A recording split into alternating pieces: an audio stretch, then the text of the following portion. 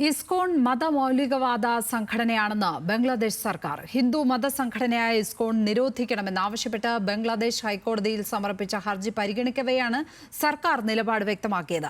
ഹൈന്ദവ ആത്മീയ നേതാവ് ചിന്മയ് കൃഷ്ണദാസിനെ വിട്ടയക്കണമെന്നാവശ്യപ്പെട്ട് രാജ്യത്ത് വ്യാപക പ്രതിഷേധം നടക്കുന്നതിനിടെയാണ് സർക്കാർ നിലപാട് വ്യക്തമാക്കിയത്.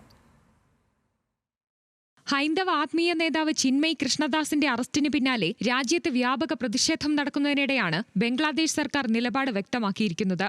ഇസ്കോൺ അഥവാ international society for Krishna conscious സംഘടനയെ നിരോധിക്കണമെന്നാവശ്യപ്പെട്ട് ഒരു അഭിഭാഷകൻ ഹൈക്കോടതിയിൽ ഹർജി നൽകിയിരുന്നു.